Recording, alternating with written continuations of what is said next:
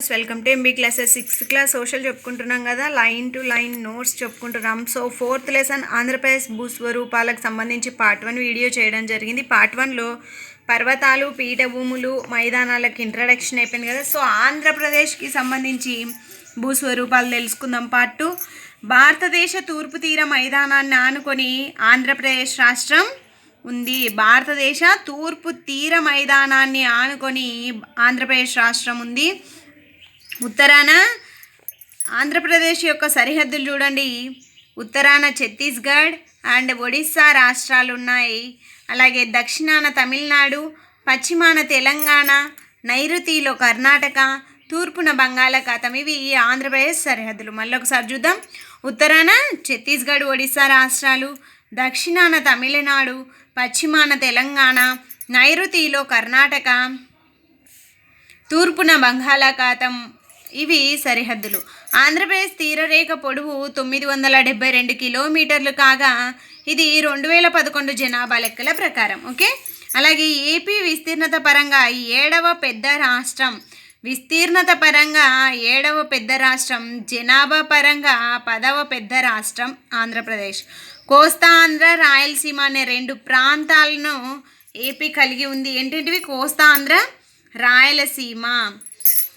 Yes, కోస్తా Andhra AP తీర ప్రాంతాన్ని ఆనుకొని ఉన్నటువంటి 9 జిల్లాలను కోస్తా ఆంధ్రగా పిలుస్తారు.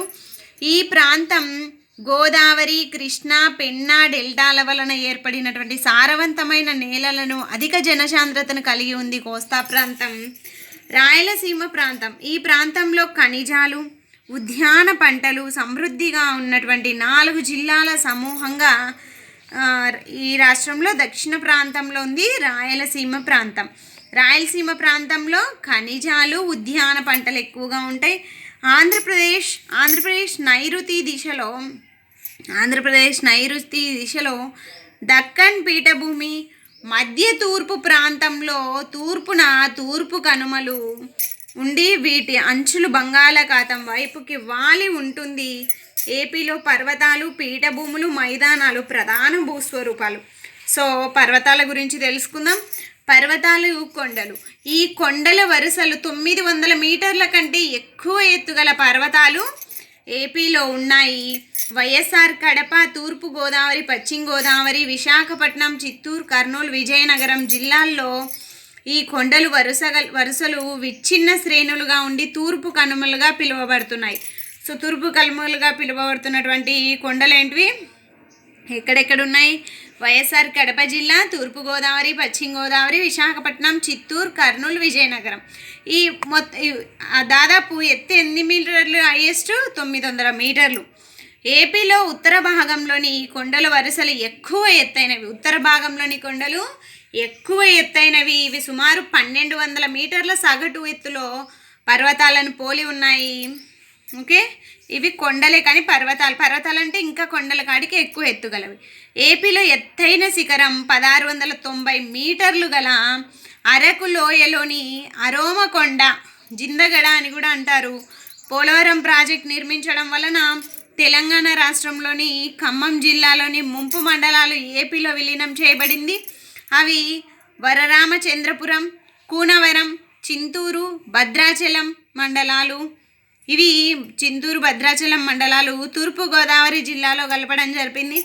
బూర్గురపాడు, కుక్కనూరు, వేలూరుపాడు మండలాలు పశ్చిమ గోదావరి జిల్లాలో విలీనం చేయబడినాయి ఏపీలోకి. ఓకే, ఖమ్మం జిల్లా కిందికి వస్తాయి కానీ మన ఏపీలో తూర్పుగోదావరి మళ్ళీ పశ్చిమ గోదావరి జిల్లాలో విలీనం కాబడినటువంటి జిల్లాలు ఇవి, మండలాలు.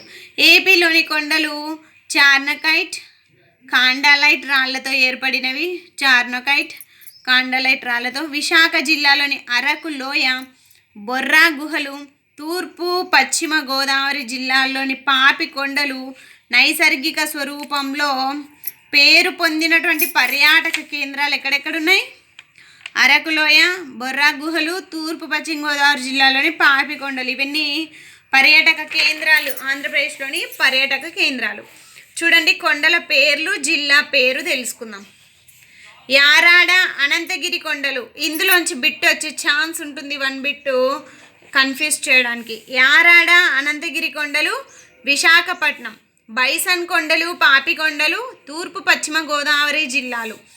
మొఘల్ రాజపురం, కొండపల్లి కొండలు కృష్ణా డిస్టిక్. బేరంకొండ, నాగార్జునకొండ, కోటప్పకొండ గుంటూరు జిల్లా. వేలికొండలు ఎస్పీఎస్ఆర్ నెల్లూరు.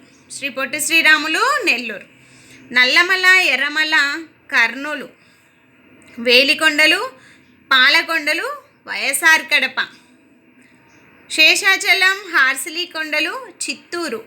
పెనుకొండ, మడకశిర కొండలు అనంతపురం కదా. లంబసింగిని లమ్మసింగి అని కూడా అంటారు. ఇది విశాఖపట్నం మన్య ప్రాంతంలోని చింతపల్లి మండలంలో మారుమూల ప్రాంతం. అయితే ఇక్కడ చలికాలం అత్యల్ప ఉష్ణోగ్రతలు నమోదవుతాయి. దీనిని ఆంధ్ర కాశ్మీర్గా పిలుస్తారు. సో ఆంధ్ర కాశ్మీర్గా పిలువబడే ప్రాంతం లంబసింగి. ఏ మండలం కిందికి వస్తుంది? చింతపల్లి. జిల్లా అయితే విశాఖపట్నం. Okay, yes. కొండ ప్రాంతంలోని నేలలు రాతి పొరలతో కూడి కూడిన ఎర్ర నేలలు అనమాట. ఏపీలోని కొండ ప్రాంతంలోని నేలలు కాఫీ, తేయాకు తోటల వంటి పానీయపు పంటలకు అనువుగా ఉంటాయి. కొండ ప్రాంతాల్లో గిరిజన వ్యవసాయ పద్ధతిని పోడు వ్యవసాయం అంటారు. పోడు వ్యవసాయాన్ని స్థల మార్పిడి వ్యవసాయము మరియు జూమ్ వ్యవసాయం అని కూడా పిలుస్తారు. పోడు వ్యవసాయంలో జొన్న, మొక్కజొన్న పంటలు ఎక్కువగా పండిస్తారు. గిరిజనులు ఇంటి వాతావరణంలోని పెరడులో మొక్కజొన్న, చిక్కుడు, సొరకాయ, మిర్చి, ఇంట్లోకి కావాల్సిన కూరగాయలని పండించుకుంటారు. గిరిజనులు వివిధ రకాల అటవీ ఉత్పత్తులు సేకరించి వారి జీవనంలో కీలక భూమికను పోషిస్తుంది. కొండ దిగువన ఉండే చిన్న వాగులు, సహజమైన నీటి ఊటలే వీరికి నీళ్లు అందే నీటి వనరులు అనమాట. అరకు కాఫీ ప్రపంచ ప్రసిద్ధి చెందింది. అరకులోని కాఫీ ప్రపంచ ప్రసిద్ధి చెందింది. చెంచులు ఆంధ్రప్రదేశ్లోని కర్నూలు, గుంటూరు, ప్రకాశం జిల్లాలలో ఉన్నటువంటి గిరిజన తెగలు. ప్రభుత్వం 1989లో శ్రీశైలంలో ఇంటిగ్రేటెడ్ గిరిజన అభివృద్ధి సంస్థ యొక్క ప్రధాన కార్యాలయాన్ని ఏర్పాటు చేయడం జరిగింది. ఇదొక గిరిజన తెగకు సంబంధించినటువంటి సాంస్కృతిక అంశాలు, వాటి యొక్క సాంప్రదాయాలు, వారి గురించి ఒక ఎగ్జిబిషన్ లాగా ఉంటుంది. ఇది మౌఖిక సాహిత్యము, మానవ భావాలు మరియు ఆలోచనల యొక్క పురాతన రికార్డులలో ఒకటిగా పరిగణించబడుతుంది.